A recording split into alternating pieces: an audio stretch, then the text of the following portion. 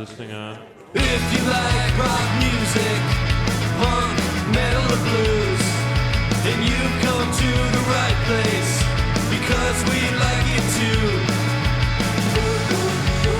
It's Soundcheck. It's Soundcheck. It's Soundcheck. Check, check, check. I love it. Great. Howdy, y'all, and welcome back to part 2 of the Rocker's Guide to Country. We're going to dive into some outlaw country here coming up next. Outlaw country was a big thing in the 70s. If you have a dad, for example, who listens to country music, it's most likely, and it's from the 70s, most likely outlaw country. You know, he's probably not listening to Ray Price, I assume. But outlaw country is one of those that's totally founded on, like, authenticity, street cred, like badass people who have done bad things. And you can hear roots of it in places like Folsom Prison Blues. I shot a man in Reno just to watch him die. It's kind of if you took a song like that and just expanded it. And that doesn't mean that there's not emotional content in outlaw country, because there definitely is. But this is sort of harder-nosed country music. It dips its toes into rock and roll maybe a little bit more. And it's just, it's generally kind of badass stuff. Is this the style of country music that you would say most artists that are inspired by country tend to gravitate towards? Is it a little more approachable? I would definitely say if you're a non-country artist and you say, oh, like country music really influences my music, it's usually stuff like this. All right. And this is kind of the start of a negative trend for country music too, but we'll talk about that a little more later.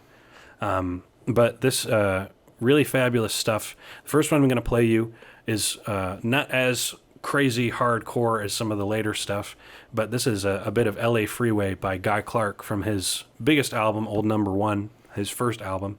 Guy Clark, a very famous Texas outlaw singer-songwriter. And let's just hear a little bit of LA Freeway. Great cover of this by Jerry Jeff Walker, by the way.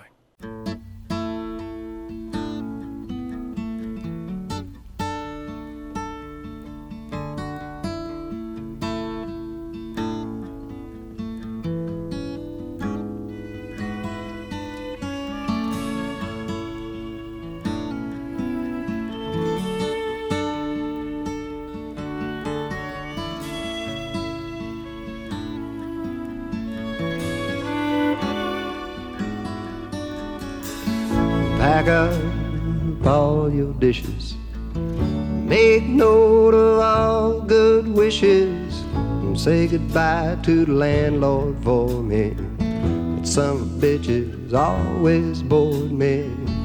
Throw out them LA papers and that moldy box of vanilla wafers.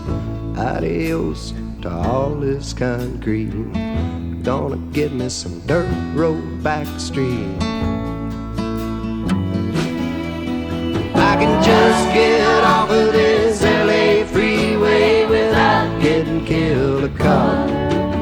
I'll be down a road in a cloud of smoke to some land I ain't bought, and it's his to you. Guy Clark, famous Texan. What did y'all think? I like this one a lot. Is this the first we're hearing from Texas?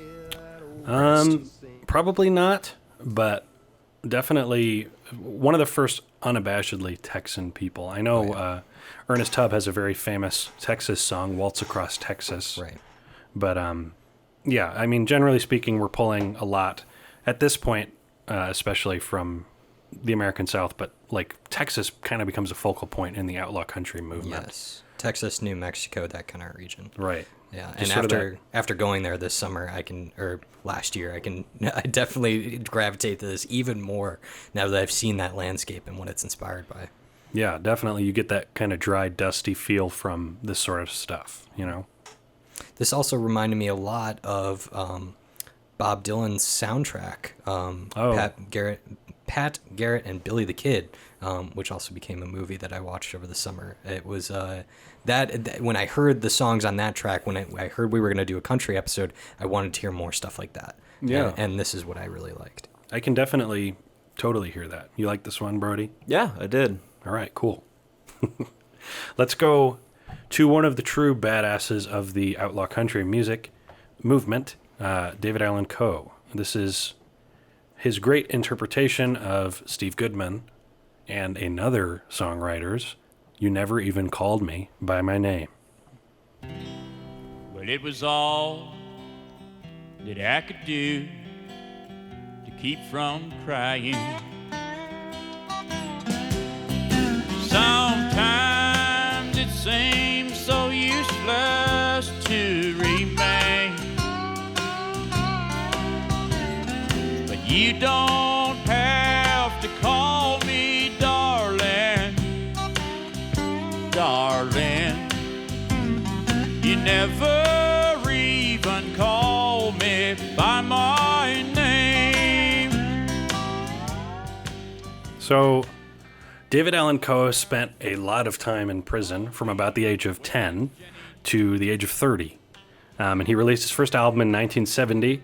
He was apparently encouraged into songwriting by one Screamin' Jay Hawkins, who he served time with. No way. Yeah. I mean, two famous liars, David Allan Coe and Screamin' Jay Hawkins, so God knows if it's true. But I like to think it is. This song was written by the late, great Steve Goodman, who somehow, at this point, is most well known for Go Cubs Go, the Cubs theme song that's sung after every Cubs home game win. He originally wrote the much better A Dying Cubs Fan's Last Request, which was a autobiographical song as he was dying of cancer, an autobiographical comedy song about how he was kind of happy to not have to watch the Cubs anymore because they were so bad. But he was a great songwriter. I don't really care for his singing, but his songs are truly top-notch. And one reason that this song specifically is as top-notch as it is because it was in part co-written in one drunken hotel room night with John Prine. Personal favorite of mine, reason I'm into country music at all. In my opinion, probably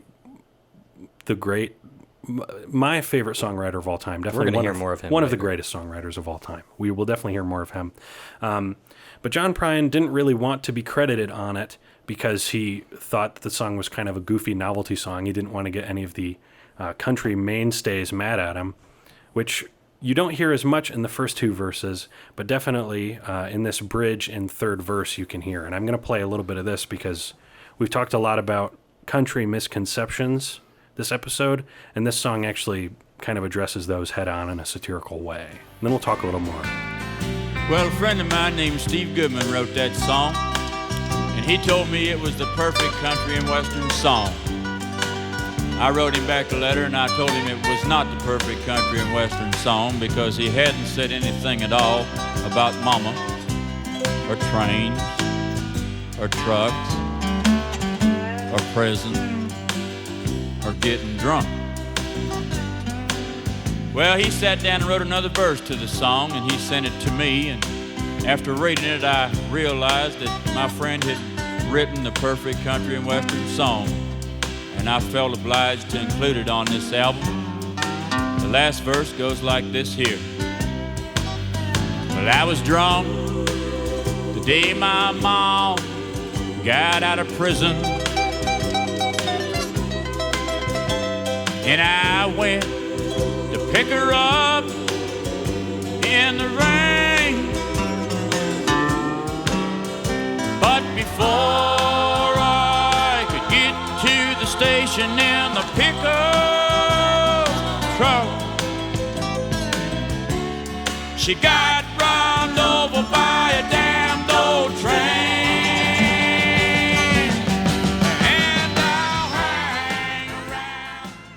It's a great sing-along song. I really love it. But what did you all think of this one? I know this is a little left field. I believe you at the very least had showed me, whether intentionally or not, maybe while we were just like sitting on the deck or something, but prior to this. So I already really enjoyed this song. Yeah.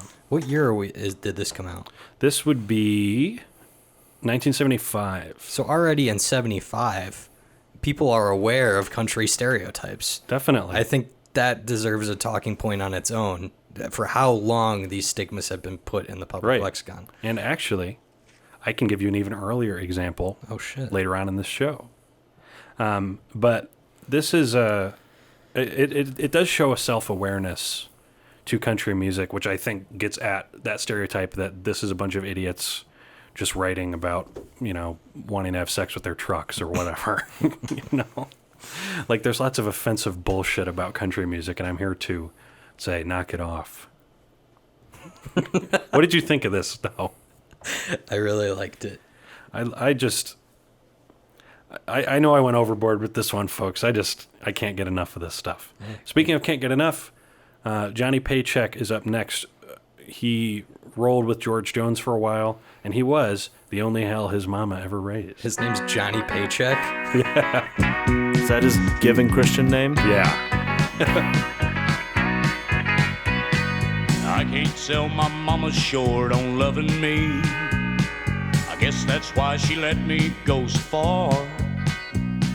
Mama tried to stop me short of stealing. I guess that's why I had to steal that car. She told me not to smoke it, but I did, and it took me far away. And I turned out to be the only hell my mama ever raised. Well, I rode into Atlanta. It's a bit of a funk element with this one, too. I was going to say, I'm sure we had ones before, but I was actually going to mention with, I don't know which song, but it seems like 60s and prior, if it did have drums in it, they were like almost inaudible in the mix. Yeah, they were definitely mixed very low. But this is not for this song, guys. I think the drums are mixed very appropriately. Yeah. Not to mention a great slide guitar lick in there. Yeah. That is my favorite example of slide on the entire playlist. I don't know why the line and the delivery of just "my mama told me not to smoke it, but I did" makes me laugh.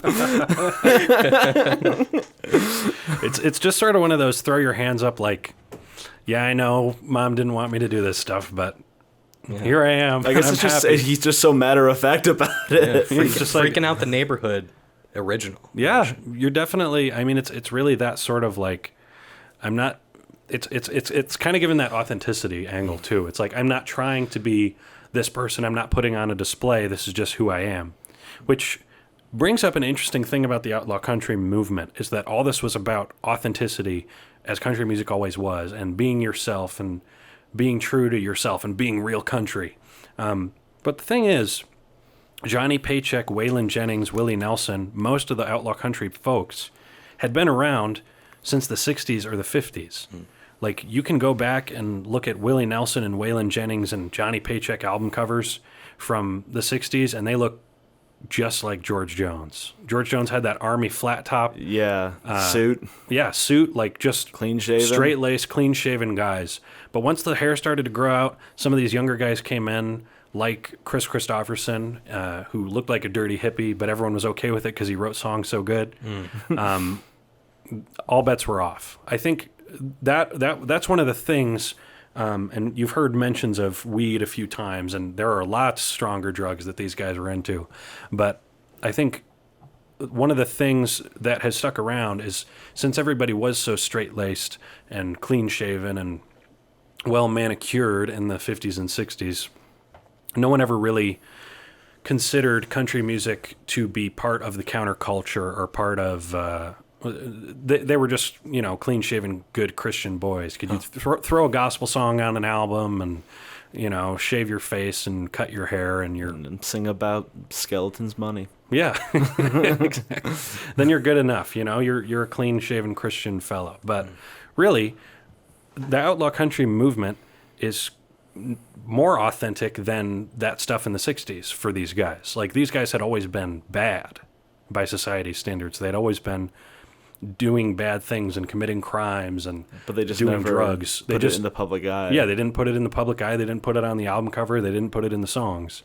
Wow. But then in the 70s, that became allowed, and you got stuff like this, and you got true big, huge badasses like Waylon Jennings, and I'm going to bring on his song, I Ain't Living Long Like This, on here. Very well covered by the Viagra Boys, by the way, if you want to seek that out. But this is his original, and this one rocks.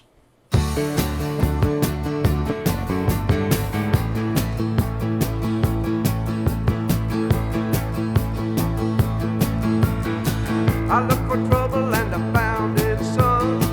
Straight down the barrel of a lawman's gun. I tried to run, but I don't think I can. You make one move and you're a dead man. Friend ain't living long like this. Ain't living long like this, can I, baby? He slipped the handcuffs on behind my back. They left me reeling on a steel rail record. Got them all in the jailhouse, baby. Ain't living long like this. Ain't living long. Yeah, just like that beat and bass line is like perfect for the Viagra Boys to cover. Yeah, and they really do a fabulous job with that. I think that's another one that is in GTA. Yeah. That's like the only station I listen to when I play that. That mixing is very 70s too. I loved it. Yeah, definitely. That's something else Brody brought up actually the other day with me, is I was listening to something else by Waylon Jennings, and on a lot of his 70s stuff, you'll hear phaser all over the guitars. Oh, yeah. I don't really know why, but like super affected phasery guitars on a lot of Like his almost stuff. like don't get too close to my fantasy. Yeah, like crazy, Wow. like yeah, big, huge effects. I don't know, but Waylon Jennings had 15 country #1 hits. That's one of them that you just heard. And I don't have, like, there's not really much more I can say about Waylon Jennings. Like, there's books and books and books. Super interesting guy. But a little tidbit that I learned just before the show, actually.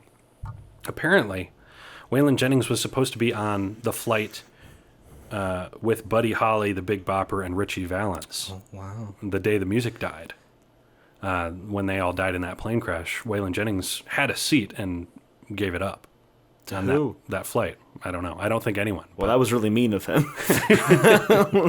He was supposed to be there, so we would have missed out on a whole lot. Who knows what outlaw country would look like without Waylon Jennings? He knew something that day. That Yeah. dirty Waylon. He had some sort of sixth sense. But speaking of famous outlaw country, and who knows where we'd be today without him, we're going to talk about, except for maybe Johnny Cash, maybe, we're going to talk about the most famous country musician of all time. Maybe living country musician? Definitely most famous living country musician. He would be right there neck and neck with Johnny Cash in terms of crossover appeal and rock fandom, rock fans who like him. This is, Willie Nelson. Come on. Bruh.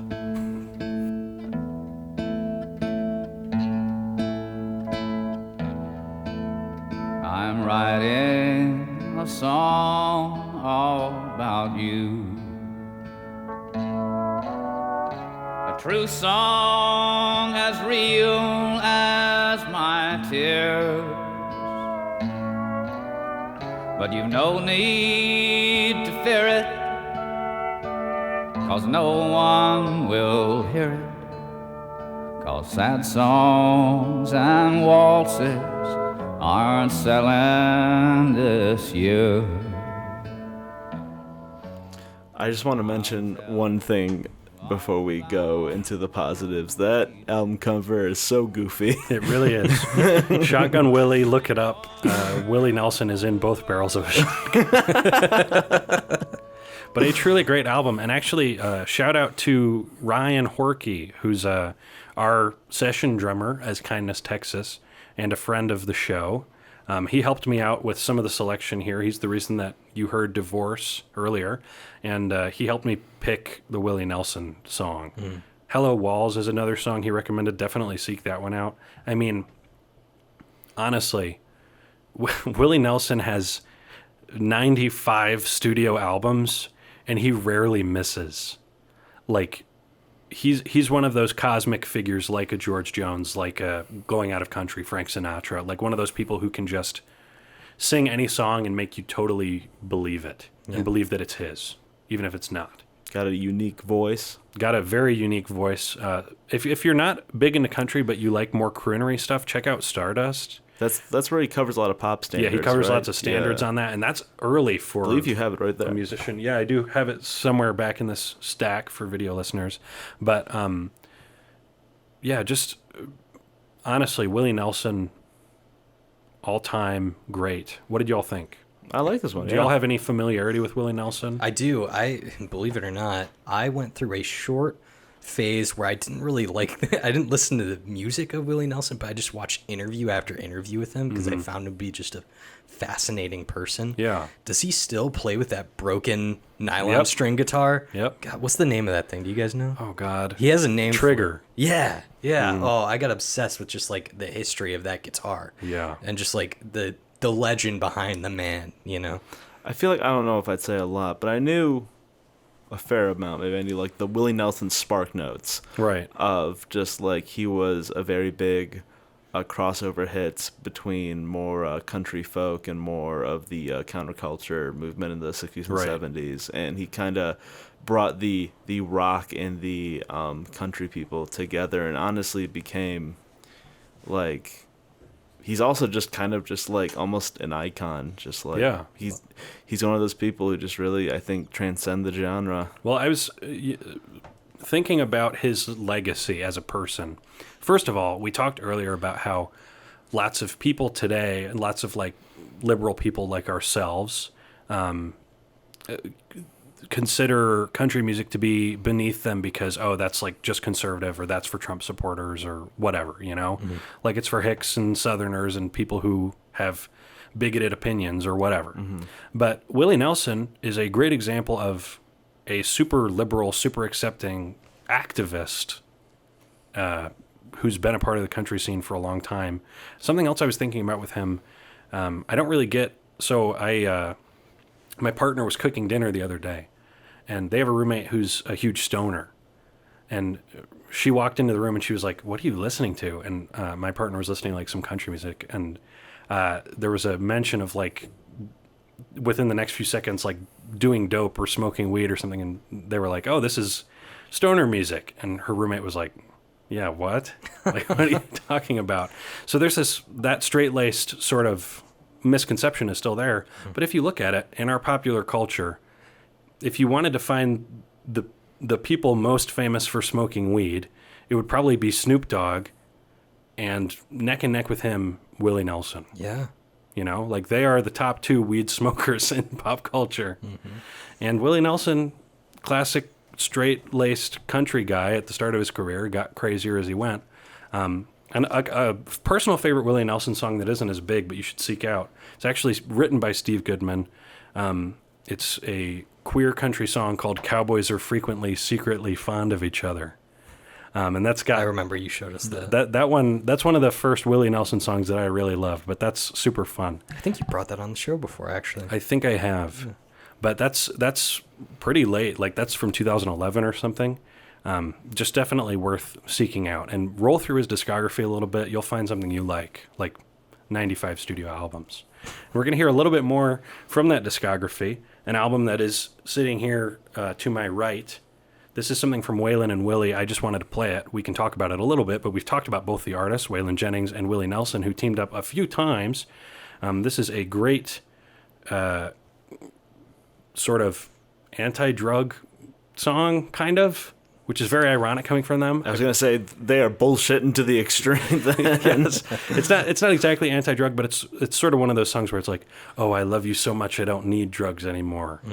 This is my personal favorite, other than "Mamas Don't Let Your Babies Grow Up to Be Cowboys" from this album. "I Can Get Off on You." This is a great one.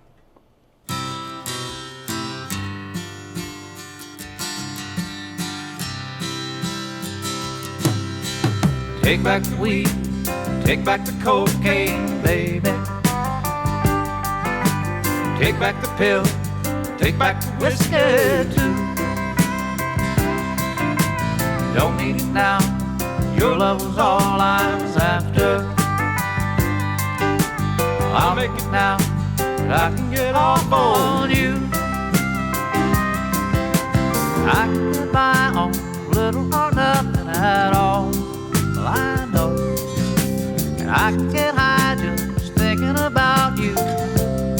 And so, take back the weed, take back the cocaine, baby. Take back the pill. It's like a good little duet. I don't know. It just works for me. Well, this isn't the first or last country duet we hear, or collaboration, right? Yeah. Is collaboration frequent in country music? You've talked about these people intersecting in their lives and careers. Yeah. I mean, definitely a lot more frequent than something like rock music. Like lots of times in rock music, if there's a collaboration, it's a pretty big deal. Right. You know, but Waylon Jennings and Willie Nelson did a few albums together. You're going to hear at the end of this a Merle Haggard and Willie Nelson duet. Like George Jones has done duets with probably 30 different people. Yeah. Like it just happens. Maybe it's a whole album, maybe it's just a song, but it's not really a big deal to put these artists together. Yeah. And lots of times the sparks really fly and it's just great stuff. Were country musicians the first scenesters? Maybe. I mean, especially this outlaw scene, like these people are mixing and mingling all over the place. There are tons of collaborative albums. I mean, one of the reason Willie has 95 studio albums is, I mean, 70 of them are solo albums, but 25 are albums he did entirely with other people. And if you're going into the studio and you have some songs you wrote yourself, but then you have half songs coming from songwriters that aren't necessarily covers, but they're like, oh, here's a new song for you, Willie Nelson. It's pretty easy to get a few albums out a year. Yeah. You know? What did you think of this one? Anything? I mean, I liked that. I thought it was just like a nice little cute country song. Yeah. I don't think Waylon and Willie is like one of the great albums of all time, but I think it's worth listening to once or twice if you like this stuff. And speaking of artists who consistently make great stuff, this is not necessarily a popular or unpopular opinion. This is just someone who hasn't thought about a lot. Doug Somm was one of the first people that got me into country music with a certain bootleg that I know Michael has inherited from me as a Thanksgiving tradition, and we will talk about that a little more. But this is something from his original band, the Sir Douglas Quintet, who had a hit in the 60s, She's About a Mover. And this is actually from the Complete Mercury Masters, so I don't think this is actually an album track. I think this is an alternate version. But this is a very country version of Texas May, which is one of my favorite Doug Somm songs. So let's let her rip.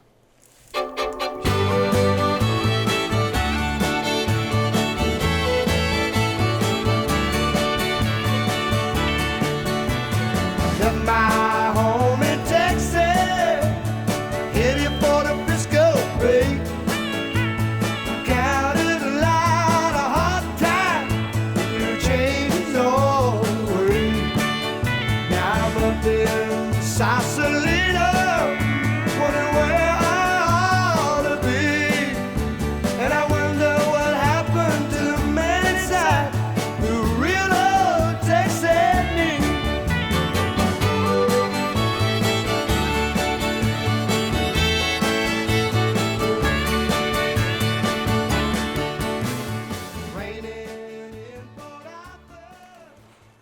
Yeah, so I mean, Doug Somm is just a truly fabulous songwriter. He has a distinct voice.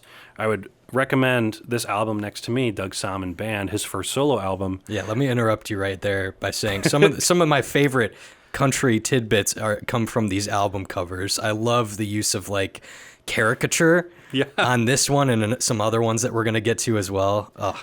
It's a bit goofy, but like I don't know, like Shotgun Willie made me chuckle, but I mean, like I guess that one just has just so much charm to it. It is very charming. There's also it's like a Mandela effect thing for me. I always swore he was on the album cover, but he's not for contractual reasons. He might be back here. Wait, he's not the dude with the violin? Oh no, this is Doug Somm. I'm thinking about someone else who actually, yeah, he does appear hidden right here next to Doug Somm, who might be a familiar face to you all.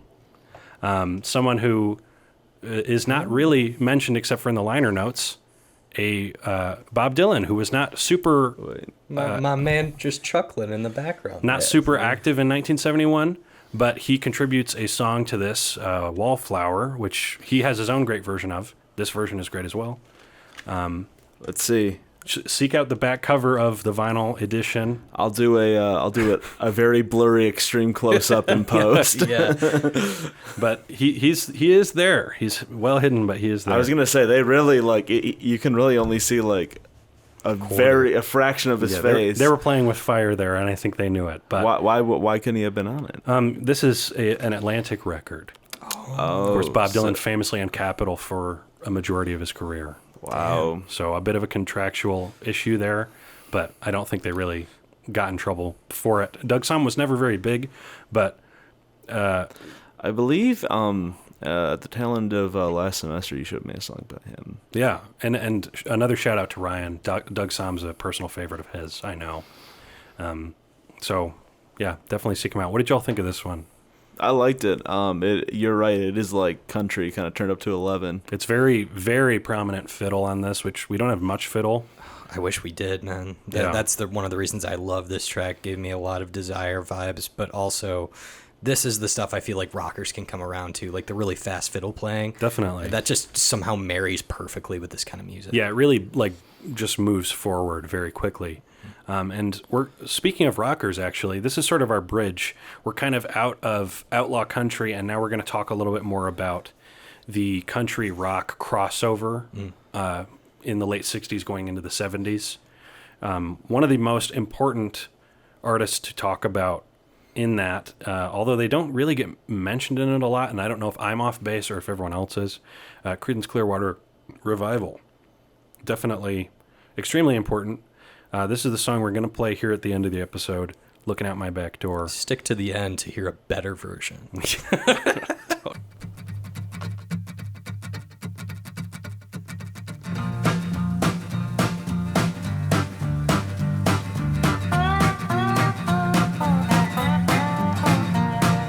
Just got home from Illinois, locked the front door, oh boy. Got to sit down, take a rest on the porch. Imagination sets in, pretty soon I'm singing. Looking out my back door. It's giant doing cartwheels, statue wearing high heels. Look at all the happy creatures dancing on the lawn. Dinosaur controller, listening to Buck Owens. Looking out my back door. Tambourines and elephants are playing in the band. Won't you take a ride on the flying spoon? A wondrous apparition provided by magician. Looking out my back door.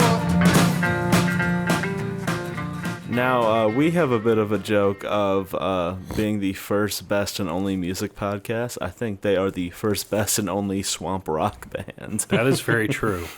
Creedence has one of those sounds that is so specific to them that you can't really... Like, if you try to do it, you just sound like bad Creedence. Yeah, true. You know? And I try to tell me that's not country music.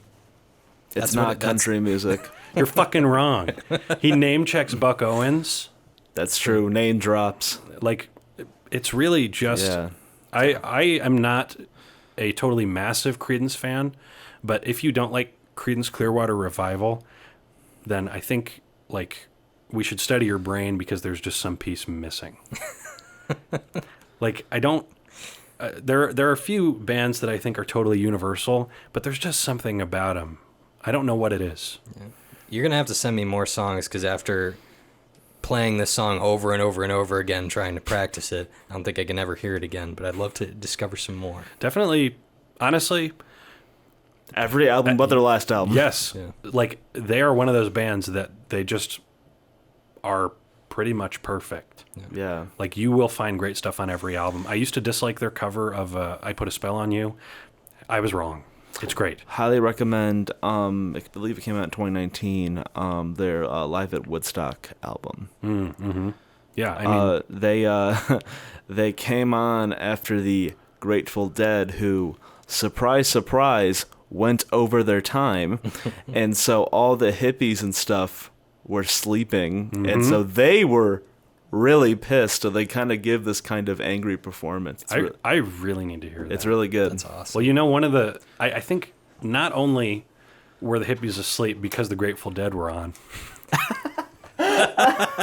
But I think it was probably primarily because the Grateful Dead had such a bad LSD trip at Woodstock that they played like 3 songs. They played Turn On Your Love Light for 45 minutes. That sounds like... So, like, the Grateful Dead were not in very good form that night. No, I mean, and also, let's see, Woodstock 69? Yeah. I think they were yet to be, like, the Grateful Dead, because either Live Dead had come out that year or the year before. Right. So they had yet to be, like, an American Beauty and Uncle John's Band were still on the way. So, I don't think that, their 2 best albums, I don't think that Creedence even shows up in the Woodstock movie at all. Yeah. Actually. Or if they do, it's only for a second. I mean, they had lots of ground to cover, but... Well, just for that comment, we're getting my dad on to do a Grateful Dead episode. I would honestly love to do that. I think I could... I don't think anybody else would. I can acknowledge that. It could just be me and Ben just shitting on the Grateful Dead. Yeah. And then my dad being like, no, it's good, guys. I can find songs that I like...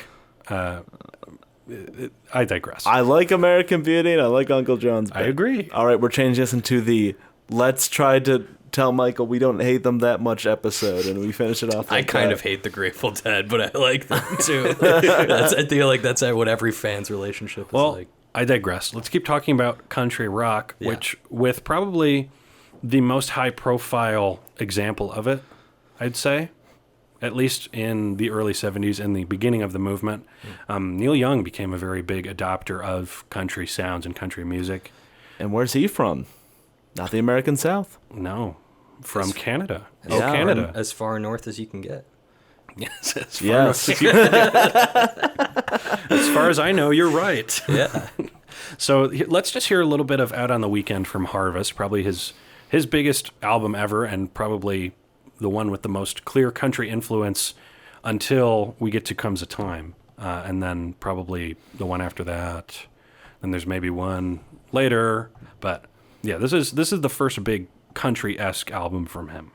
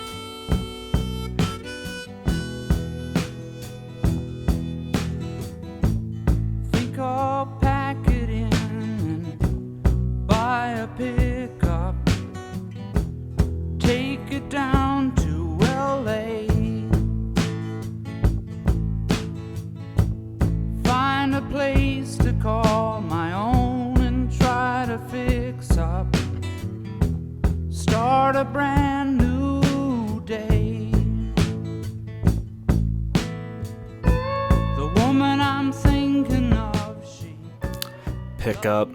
No, yeah, song. You're right. Mm-hmm. So you hear the pedal steel coming in there and like very clearly some country influence, but this is where you kind of start hearing all those influences swirling around. You're hearing the country, but then the folk is there and the rock elements too, and like that's really what you're thinking of when you're thinking country rock. Yeah. Not to mention Neil kind of on this whole album has this style of acoustic guitar playing that melds perfectly with the percussion.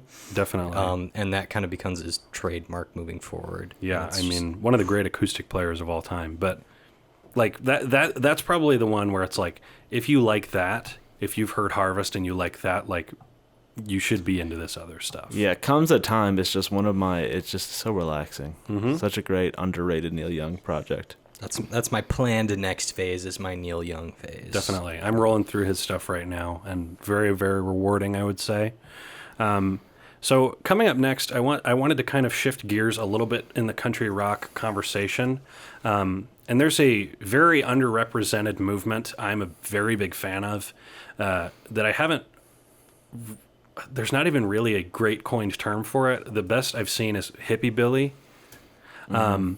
But there was a small period of time at the end of the 60s and the beginning of the 70s where there were lots of long-haired, freaky people making country music. And like no bones about it, straight up country music, pretty much. Great example, who we're going to talk about first, Commander Cody and his Lost Planet Airmen. Who I've decided the EP album cover is going to be a ripoff of this. It looks like Endive to from be. Chowder. It It's a lot. It definitely is a lot. I recently found this at the record store. But this song that I'm about to play, Seeds and Stems Again, very on the nose, hippie-esque. About gardening title, a type of gardening. This was one of my first favorite country music songs. This is just a great dejected song, and this one we probably won't play it, but this does have a bridge that really brings that sort of country stereotype over the top, where he's like, my dog died yesterday and you left me and blah blah blah, like just the finance company came by today and repossessed my home, but that's just a drop in the bucket compared to losing you. Just a sort of like, their tongue is always it's tongue firmly placed in cheek sort of music, but it's very, very well played, and just a great tight band from Ann Arbor, Michigan. What?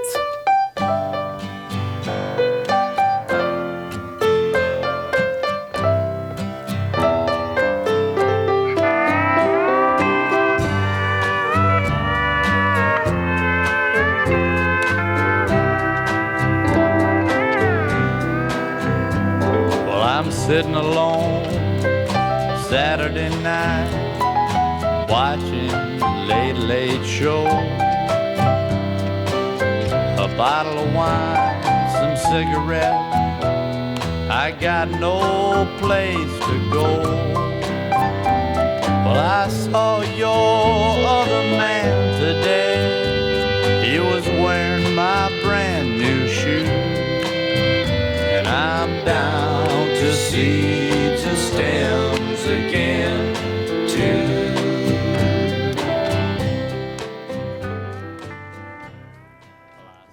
Really gorgeous fiddle and steel guitar interplay on that. Any live version you hear, anything, like there are parts where the pedal steel and the fiddle will trade off solos, and it just is consistently great. They were a truly great band. I highly recommend Commander Cody. Most of their stuff, you will find stuff you like. There's some clunkers there, but like just a great hippie band. Yeah. I seriously cannot stop looking at this album cover. Like I see like the fringe on the ropes, and you can see where it starts and ends, and the detail down. I didn't even notice. It's just beautiful. The Lost Planet Airmen is a like desert skyline. Yeah. Right, but then with the like Saturn planet, and my God, there is quite a bit going on here. It's a lot, and it's also matte too. So you're just like, now just imagine your face. Kindness, Texas. Yeah, it's truly gorgeous debut album cover, especially if you can find it on vinyl. Just be in the room with it. Would that be your favorite Commander Cody and his Lost Planet Airmen album? Yeah, this is probably my favorite one, but they have like great live stuff from later. Other standouts on this, Wine Do Your Stuff is great. They have a cover of Family Bible on here that's really good. It's just good stuff. Their big one was Hot Rod Lincoln, which is a cover, and that's a pretty good one too. But yeah, good Michigan band that moved out west to try to make it big. Wow. So somehow they didn't with this music. Yeah, nothing says country like it's just a bunch of pasty Midwestern kids. Speaking of pasty people, although I don't know if they're from the Midwest, let's talk about Graham Parsons. We need to stay in his hotel room. Yes, we're gonna really get Brody involved a little bit more on this one, because I know this is where he's been at lately. Yeah. But let's hear a little bit from the Gilded Palace of Sin, the first Flying Burrito Brothers album. This song is called Wheels. Listen for some really far out pedal steel guitar on this one.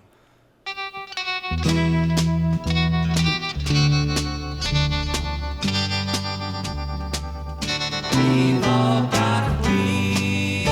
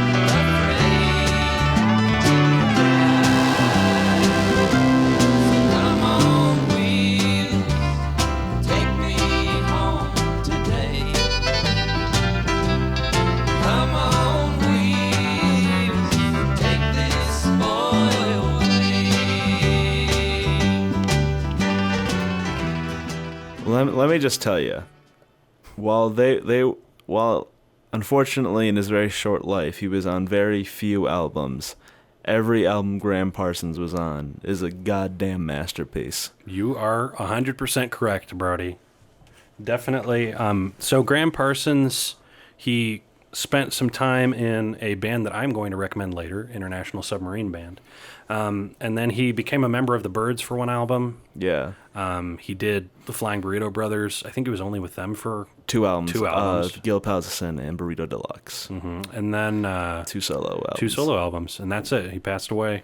Yes. And those 5 albums, all of them, I would highly recommend. Definitely. He has just a very keen sense for country songwriting, and you hear kind of his hallmarks on a song like that. I mean, it's just like it's the kind of stuff that leaves you speechless, honestly. Like something like Hickory Wind. It's just, and it truly is like, honestly, because International Submarine Band is credited as the first true blue country rock album. And he really just combined the genres greatly. I mean, like that fuzzy, distorted pedal steel just gives that song a very psychedelic element. right. You want to talk it. about, like, we talked about drums being a big deal in country music. Like, that's one of the things that makes this country rock is you cannot put effect pedals on a pedal steel. It's just not allowed. Yeah. The Grand Ole Opry people would have been like... They would have passed out. Yeah. Definitely. I mean, it's just... And talk about, I wish I had this one on vinyl, because this first Flying Burrito Brothers album... Yeah, I've been considering getting a t-shirt with the album cover on it. Yeah, this is I listened to it several times over the summer. It is great. Fabulous album and a gorgeous album cover. Not to mention, not to bring it up again, one of Jay Mascis' favorite bands. Wow. Really? I did not know that. Shout out to Jay Mascis. Good taste, man. Agreed. We're going to just keep rolling with the hippie country stuff, unless anyone else has anything to say about this. No, just, I know I already said, but those 5 albums, his 2 solo albums, the first 2 Flying Burrito Brothers, that Byrds album, International Submarine album, check all those out. They're all worth your time. Yeah, I mean, just a truly gone too soon great artiste. Oh, did you watch the video I sent you over the summer? I don't know. About his death? No. Well, you should watch that together. I forgot the YouTube channel. If I had my phone on me, I'd look it up. But look up something like Graham Parsons' death, and you'll see a woman with dark black hair and bangs. Watch that video because it gives a very interesting story about his death and I think one of the coolest crimes ever committed. All right, we can move on. One of the coolest crimes ever committed. We talked about the Grateful Dead a little bit earlier. We're going to get as close as we can here without getting close to them here. I don't want to smell them. But this is New Riders of the Purple Sage, who are tangentially related to the Grateful Dead. They toured around with them, and their original pedal steel player was one Jerry Garcia. He does not appear on any of the albums, but Lonesome L.A. Cowboy is one of the songs from their first and best, or not their first, but one of their albums, and their best album, The Adventures of Panama Red.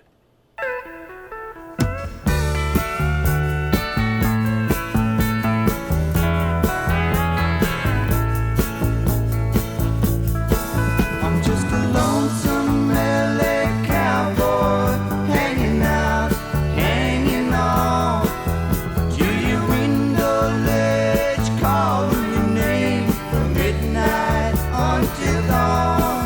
I've been smoking dope, snorting coke, trying to write a song, forgetting everything I know till the next line comes along. Forgetting everything I know till the next line comes along. Well, there's so many pretty people in this. Another really good example of country rock. I mean, those drums are like very involved. And Right. It's very up-tempo. Yeah, and I think what you hear with the hippie billy stuff specifically and the country rock is there's like it's pretty straight ahead. Like the country influence is very apparent and very out front. But there's a real like none of the elements of the song get their own space. Like especially with stuff like the Flying Burrito Brothers, like everything's kind of crammed in there. You know what I'm saying? Yeah. Like big reverbs and big. It sort of creates a wash of sound more than like specific denoted parts. Mm-hmm. And that's just that. I really love that. So if anyone has more examples of stuff like this, I know I have a few, but like I love this stuff. So bring it on if you know DM Ben. more hippie Billy music. Yeah, find me and send it to me. What did y'all think? Loved it. New Riders of the Purple Sage. Loved it as well. It makes sense why this was another like top tier example of pedal steel for me. Oh yeah, with Jerry on it. definitely Just like a wonderful player. gorgeous pedal steel. This is actually not Jerry playing, but Oh, yes. I thought you just said that. Jerry No, was on his own. he played with them early on in their live dates, but he was not. He never recorded with them or anything. The Dave Mustaine of hippie Billy. Indeed. So true. I'm sure a comparison we all know. That's a very clear comparison, and I understood what you were saying. What else you got for us? Okay, so we're gonna dip into folk for a second here, and then we're gonna move into like our last segment. I just really wanted to bring this one on because I just think it's a fabulous song. The Swimming Song by Loudon Wainwright III. Oh, yeah. This features a fabulous ending solo by Rusty Kershaw. Go look up the Kershaw Brothers episode of Cocaine and Rhinestones. Rusty and Doug Kershaw. The first Cajun representation in country music and American pop music. And that, you want to talk about a marginalized community, that's one of them, definitely, that country music took on and really extolled. But Rusty was instrumental in producing and affecting how Neil Young's On the Beach sounds. And he plays only on 2 songs of that album, but he was around getting everyone totally stoned and bringing old furniture into the studio. And that whole album was recorded with the lights off just by candlelight. But he has a ripping fiddle solo on the end of the Swimming Song. And that's really what I want to highlight because this just puts the perfect cap on an already great song.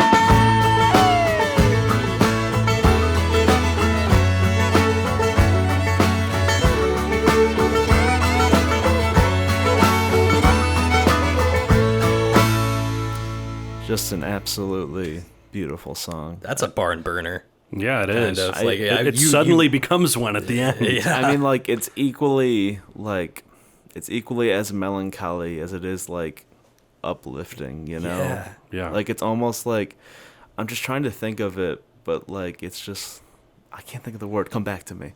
Okay.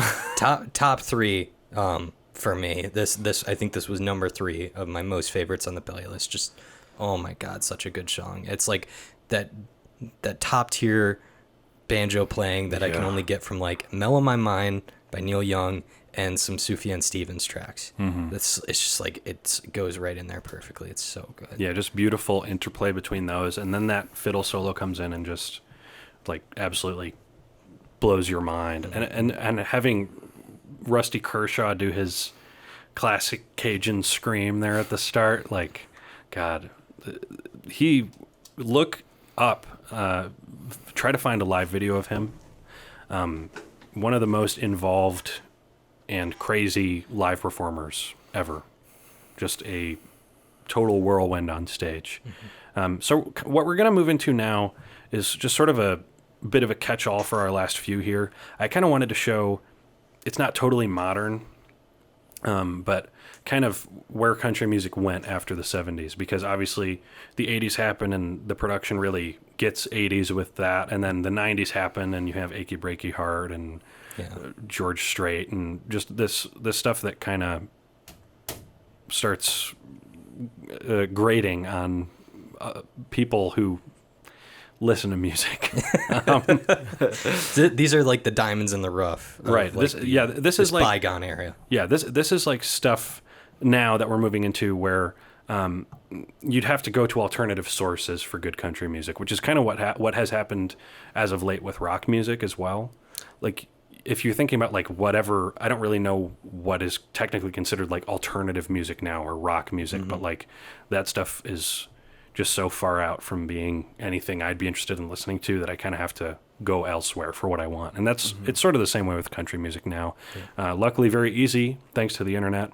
What we're going to hear first is Too Cool to Be Forgotten by Lucinda Williams, who had been around since the 80s, but really came into her own in the 90s with her album Car Wheels on a Gravel Road. There's another great song on here about the late, great Blaze Foley, which I will find really Another quick. God-given name, Blaze. Blaze, yeah. Nice. Drunken Angel, about him, a very tortured soul there, but who wrote some really great songs. Too Cool to Be Forgotten, it just works, folks. This is great. This is a little more country rocky, but this is good.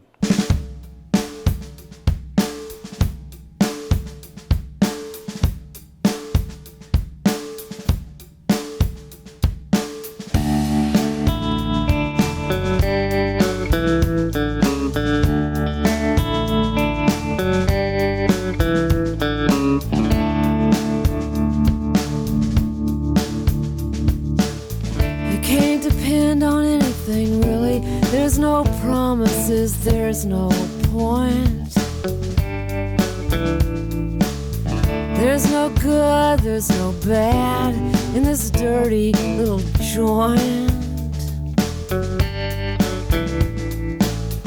No dope smoking, no beer sold after 12 o'clock. Rosedale, Mississippi, Magic City juke joint. Mr. Johnson sings over in a corner by the bar. Sold his soul the devil so he can play guitar.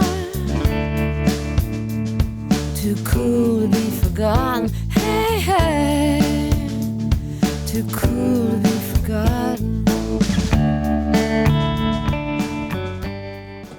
And I mean, to me, that's as much of an indie album as it is a country music album. Right. I was gonna say, well, I don't think it's as lo-fi as we were talking about, but like that album came out like what, late 90s, early 2000s. Yeah, that's like, yeah. Mm-hmm. I think at a time where country music was being produced like pop records, like this is a very straightforwardly like produced country outing. And you're right, it has a lot of rock and alternative and indie rock influences on it. It's kind of reminiscent to me, like if you think about the Breeders' cover of Driving on 9. Yeah. I think it definitely is taking a lot of influence from some of the singers we've had on the show, or you guys have talked about before, like Fiona Apple, Tori Amos, Alanis Morissette, that kind of stuff. Right. Yeah. I was going to say, like, I don't know if you had this too, Brody, but it was still weird listening to all this country music from the 70s and the 60s and before that, and then getting something with 90s production. It was kind of like, whoa, okay, I got to readjust for a second. Definitely. And that's definitely the case, is the production does change, and you'll even hear that on, like, purists like John Prine. Like, you can hear his production change when he starts getting involved with, I think the bassist of Tom Petty's band produced his 2 big albums in the 90s, but, like, there's still a lot to be, if you like the production or not, there's still a lot to get from it. And yeah, it's definitely like it's out of step with the earlier stuff. You do have to kind of recalibrate for it. Right. I get what you're saying. But we're going to talk a little bit about Todd Snyder here. And he was a great friend of John Prine. He was on his label for a little bit. This is a really good, sarcastic kind of song. This is given those comedy elements of country that are kind of totally lost now. This is conservative Christian, right-wing Republican, straight white American male. Let's hear a little bit of this. Conservative Christian, right-wing Republican, straight white American male. gay bashing, black fear, and war fighting, tree killing, regional leaders of sales. Frat housing, cake tapping, shirt tucking, backslapping, haters of hippies like me. Tree hugging, peace loving, pot smoking, porn watching, lazy ass hippies like me. Tree hugging, love making, pro choice and gay wedding, widespread digging hippies like me. Skin color blinded, conspiracy minded, protesters of corporate greed. We who have nothing, and most likely will till we all end up locked up in jails by conservative Christian, right-wing Republican, straight white American males. Diamonds and dogs, boys and girls. Not to get political, but that's a good song. It's definitely a song that, for better or worse, is still relevant today. Yeah. Like, this is from 2004, so, I mean, going on 20 years since this came out, but, like, it's all still relatively relatable. Yeah. Like, hearing him talk about pro-choice and gay weddings and stuff, like, obviously those were hot-button issues back then, and they still are. Yeah. And talking about, like, frat bros and Christians and conservatives and all this stuff, like, there's just some stuff that never changes. And it's I find it interesting, if you'll allow me to soapbox for a second here. We've talked a lot about country music, and we've talked a lot about what or who people think country music is for. And I think that Todd Snyder is a great example, and there are lots of other great examples now. Trixie Mattel is a drag queen who makes country music. Like Orville Peck, great queer country musician. Like, country music is for you. You know, as much as the history might be white or the history might be male or whatever, country music it deals, generally speaking, with universal topics, and it can be for you too. If you like this sound, like, there are artists that represent you in this genre, especially nowadays. You just have to dig a little more.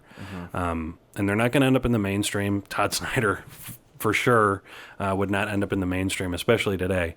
But, like, I think that's what's lost. Well, yeah, he wouldn't, not even back then, because, I mean, fucking Dixie Chick said, like, hey, we don't like this war, and then they were, like, banned off of country radio. That's true. Yeah. I mean, country music establishment, generally speaking, has been relatively conservative the entire time. Yeah, I mean, they got to, at least in the 2000s, they had to play to their mainstream fan base. Right. And I mean, even Willie has talked about, like, I remember there was an interview where he talked about cowboys are frequently secretly fond of each other, and he was like, yeah, I love that song, and that's, like, that really is sort of my letter of solidarity with the queer community, and that kind of spells out what I believe, but I don't really play it live very often because I know there are people in the crowd who'd be offended by that, and I don't want to make my shows a statement.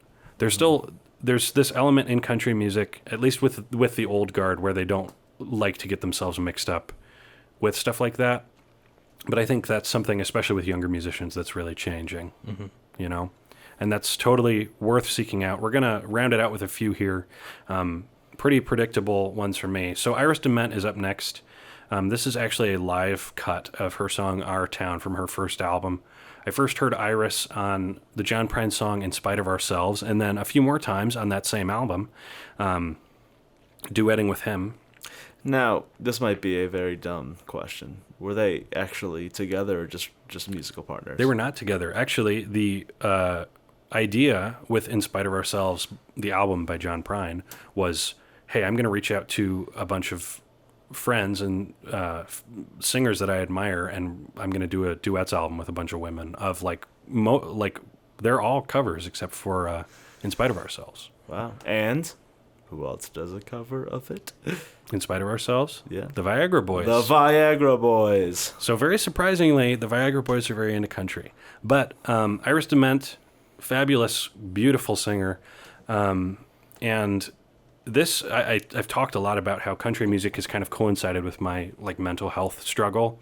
And this was the first song I'd been on medication for a little bit, and this was the first song that I heard like after I was like getting stable and feeling better, and I heard this song and I just like cried.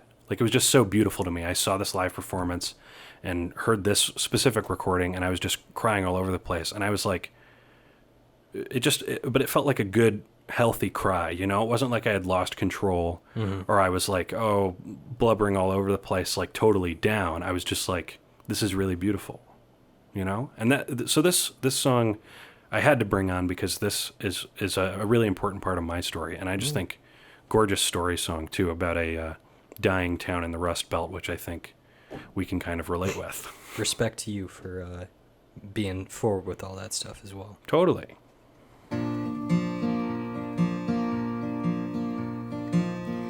And you know the sun's setting fast, and just like they say, nothing good ever lasts. Well, go on now and kiss it goodbye, but hold on to your lover, 'cause your heart's bound to die. Go on now and say goodbye to our town, to our town. Can't you see the sun setting down on our town, on our town? Good night.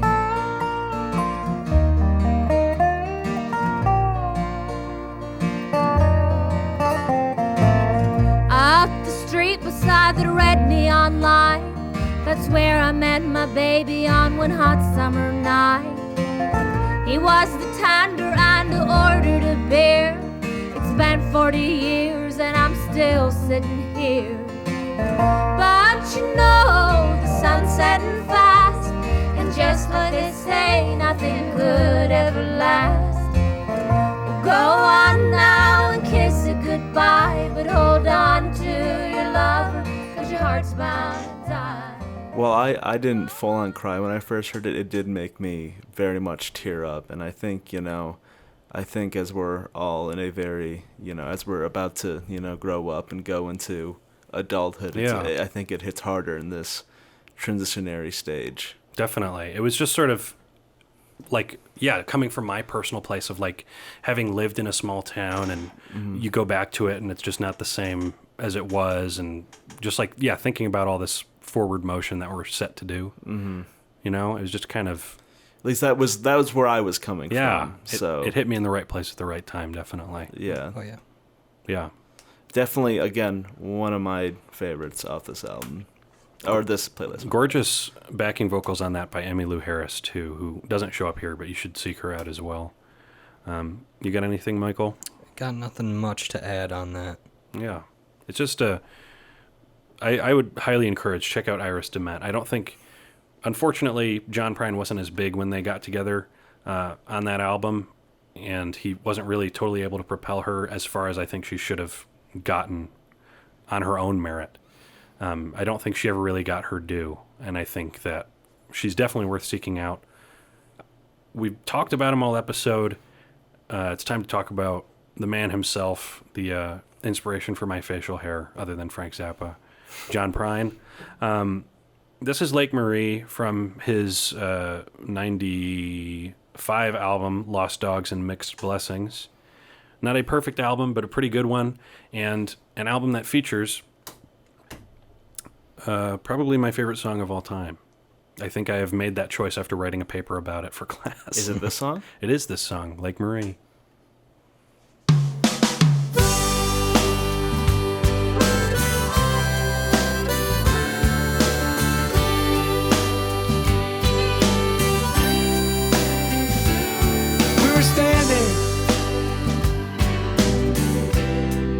Standing by peaceful waters,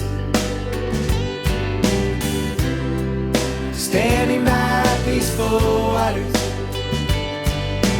Oh, ah, oh, ah, oh.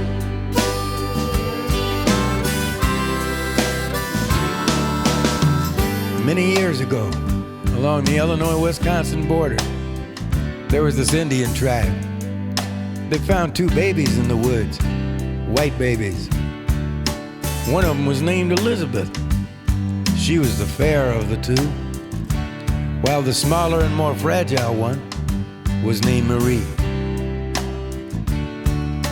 Having never seen white girls before, and living on the two lakes known as the Twin Lakes, they named the larger and more beautiful lake Lake Elizabeth.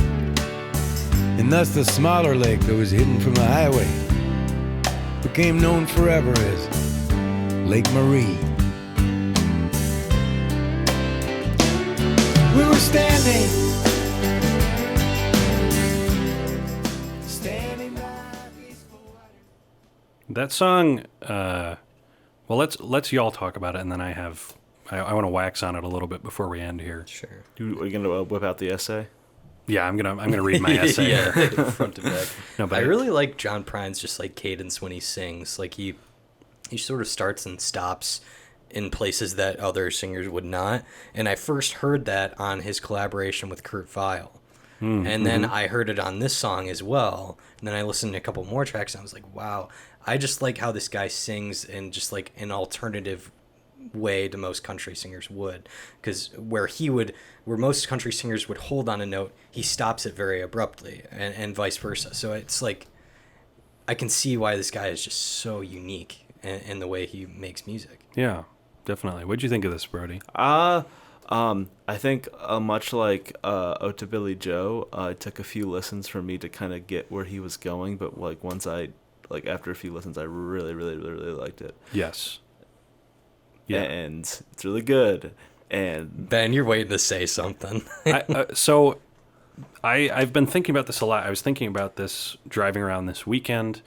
I really love distilling my likes and dislikes. You know, I like figuring out why I like what I like, why I don't like what I don't like. I don't just like saying, oh, Nickelback, I hate them. You know, I like to have a reason for my opinions, you know, even with stuff as simple as music. And I've been thinking a lot about songwriting lately, not as a person, as someone doing it, but just in general, and thinking, why do I like the songwriting here and not like the songwriting there? And something I've really noticed in analyzing Lake Marie and then going to Bob Dylan's 2001 album, what is that called? Wow. Bro moment. is it Love and Trust? Okay. Love and something. Okay, we're going to figure this out. Love and Theft. Thank you. That has ridden around in my car on CD for a very long time. But those two albums achieve something I have not heard in much songwriting, and I think is my favorite technique ever, which is pure effortlessness. I think. So let me talk about Lake Marie for a second. Lake Marie, for those who haven't heard it, which is probably a lot of folks, it's done in that main chorus, which you heard, and 3 spoken verses. First verse, which you heard, is sort of the story of how these twin lakes were named. It's probably an apocryphal story, but so John Prine went to this place. He used to spend his summers at Lake Marie, and then he was near there touring in February, and he went down there, and everything was closed because it was a resort town. But he talked to a historian who relayed that story to him. He writes that into the first verse. Then the second verse is about him as a teenager meeting someone at Lake Marie who would then become his wife, and then later on them going on a trip up to Canada to try and save their marriage, or perhaps catch a few fish, whichever came first. And that also brings in what ends up being the last lines, which is a reference to Louie Louie by the Kingsmen. And then the third verse takes a complete left turn and is about murders, 2 naked bodies that were horribly disfigured, found in the woods near Lake Marie, and sort of the hubbub around that, and seeing it on the TV. So somehow, over the course of 6 minutes, John Prine brings together these 3 distinct, entirely different plots that are only really related by place, and he strings them all together into my favorite song ever, with just the help of a super simple chorus. And I've been trying to figure out what it means, and I think that I I look at people as the same that I am, and I just sort of stumble around and kind of do whatever. You know, I don't have like some sort of crazy master plan, and I think there are geniuses out there who do. But I think that somehow, through happy accident, through total genius, through a mix of the two, John Prine sort of made a perfect little piece of Americana here, where he talks about like this history that we have in this country that's only been passed down through like word of mouth, basically, and then goes forward to talk about like just sort of that the stuff that ties us all together, love and the places we go when we're kids, and just sort of that carefree attitude. But then there's this undercurrent of malice under it all, you know, of this like, if you're going to live in such like a big wide open country, there's lots of room for people to do bad stuff too. And I really can't figure it out. But basically all this to say, this is not, we've made the full journey. This is not, I assume, what people were thinking of when they thought about country music and country lyrics. I agree. But it's still a great country song and personal favorite song ever. But if there's, and it all goes back to that Bob Dylan thing too, where he could just, on that album specifically, a song like Po' Boy, just like throw phrases to the wind and let them fall where they may and just sing them and make like an entirely great album of stuff that shouldn't work together at all and would be clumsy in another writer's hand. So, I mean, I always have my big soliloquy at the end of these episodes I get to host, and I don't know how successful it ever is, but that's pretty much it. That song, pretty good. I agree. I think it kind of sucked, but no, I'm kidding. I mean, that's pretty much it for this. There's not really like a thesis statement or a natural conclusion that I have. I like the country is for you. Oh, I do have a Willie song. So yeah, just to play out, I have to pull it up, but there's this great duet, Merle Haggard and Willie Nelson, that I would just like to play here at the end. This would be a good play out. We'll play out this segment here with Merle and Willie. Seek out Merle Haggard if you haven't. Another great, huge name. And then this is actually written by Blaze Foley.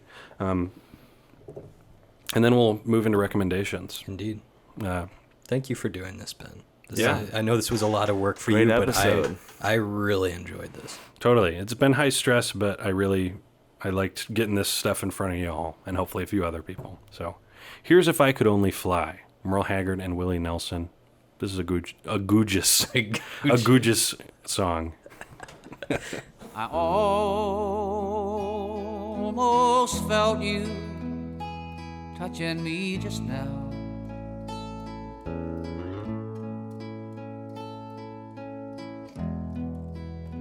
I wish I knew which way to turn and go.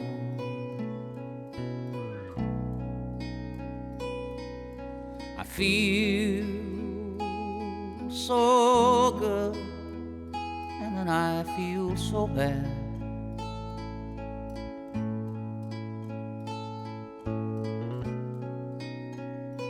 I wonder what I ought to do. If I could only fly, if I could only fly, I'd bid this place goodbye to come and be with you. But I can hardly stand. Yeah, I mean, I guess we're kind of at the point, is there any like overarching stuff that we'd like to talk about? You changed a lot with this one, my man. Yeah? This is some of your best work, at least for changing my perceptions on music goes. Well, good. I mean, this is the oldest stigmas I had about music was about country music. And I bet that's the same case for a lot of people.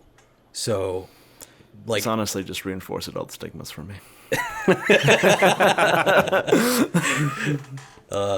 Good job, Ben. Thank you. Yes, this is great. I actually, I was gonna say, I will probably be recreationally listening to this playlist quite often. Well, good. As will I. Yes. I mean, on that topic, if y'all listening out there want to look on Spotify, I have a playlist under my account, Ben Ackley, called Desert Days. That is primarily country music. There's some like southern rock and like country rock and just south sounding stuff, but like mostly country music, and that's pretty big. So if you want more where this came from, there definitely is. I mean, it's like half John Prine, but you know, that's kind of everything I have now. So Maybe we can link it. yeah. So I mean, that's basically it. I don't look down on anyone for not being into country music. Like, I totally get where everyone's coming from because I was there too. Hopefully this opened some people's minds and got them to listen outside the box a little bit. Because I think it's super rewarding. Yeah, I think, you know what, I think everyone should give it a try. And hey, if you give it the old college try, it's not your thing, you know, hey, that's still good. But I highly recommend going after a lot of this stuff. Definitely. And I think we can just throw a few recommendations at the wall and get out of here. Sure. Let me go first real quick. Because, of course, I'm going to recommend a band that their original motto was ear bleeding country, like I mentioned, my favorite band, Dinosaur Jr. And you can hear it a lot on this first record they did called Dinosaur. And this song I'd like to play called Severed Lips really puts into perspective this whole idea I got from this playlist, which is country music breathes. Takes big breaths in and takes big breaths out with those slide guitars and openness and stuff like that. And the chords Jay's playing throughout this song and the way the bass sort of walks, that's country music for me. Yeah.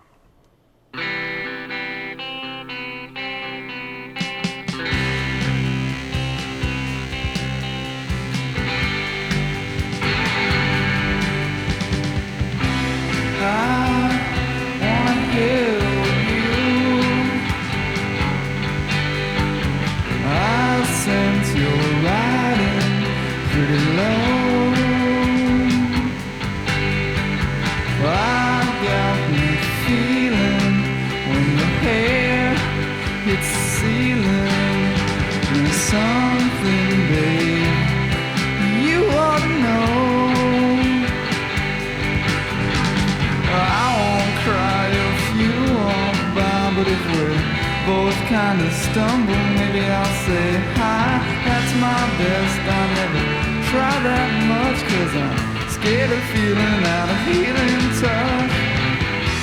You gotta get through my maze and pass every test, cause I'm choosing one love to tattoo across my chest.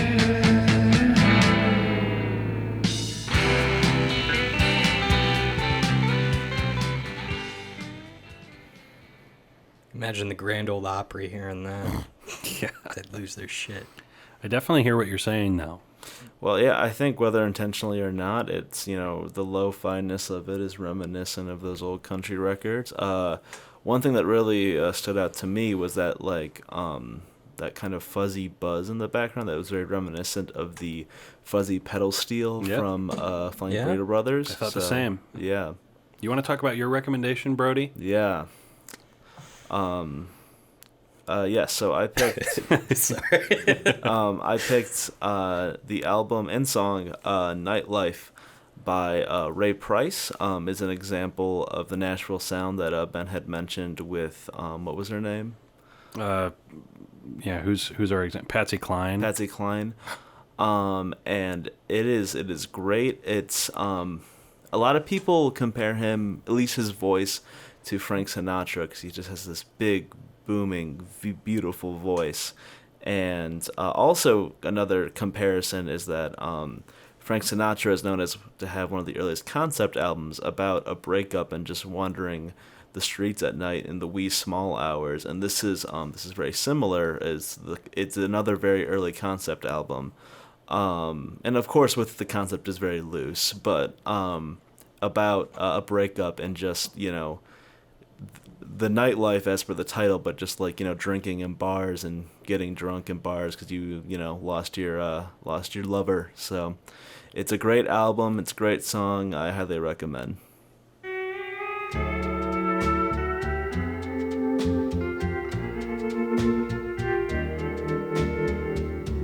When the evening sun goes down,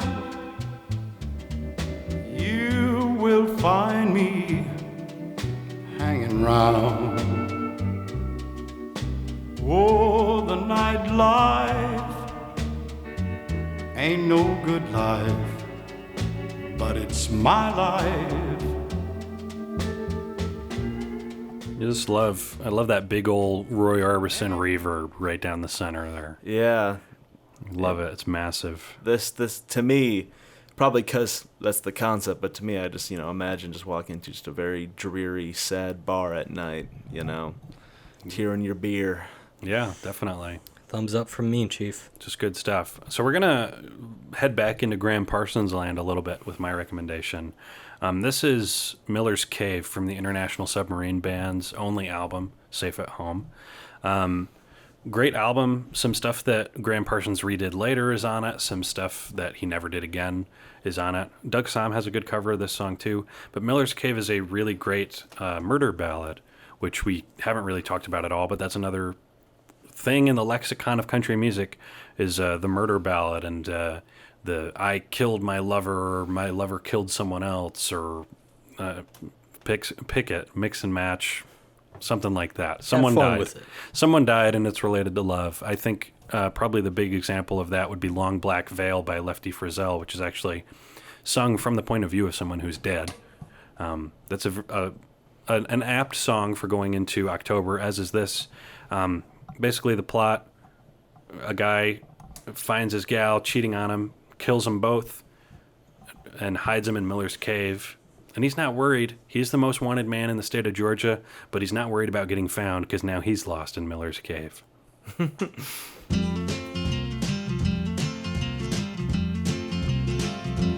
Way down south in the state of Georgia, through the swamps and Everglades, there's a hole in Tiger Mountain.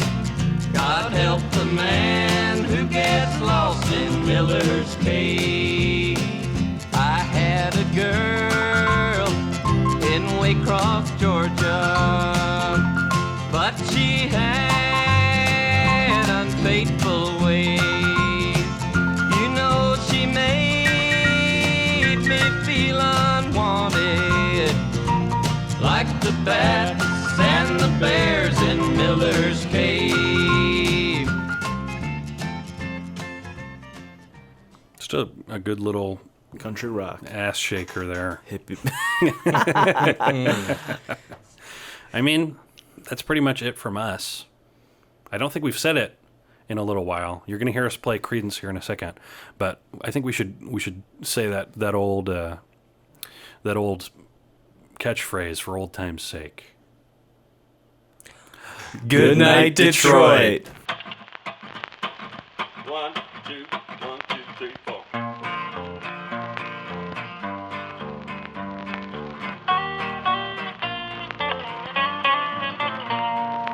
Just got home from Illinois, locked the front door, oh boy. Got to sit down, take a rest on the porch. Imagination sets in, pretty soon I'm singing. Looking out my back door. There's a giant doing cartwheels, statue wearing high heels. Look at all the happy creatures dancing on the lawn. Dinosaur Victrola, listening to Buck Owens. Looking out my back door. Tambourines and elephants are playing in the van. Won't you take a ride on the flying spoon? Wondrous apparition provided by magician. Looking out my back door.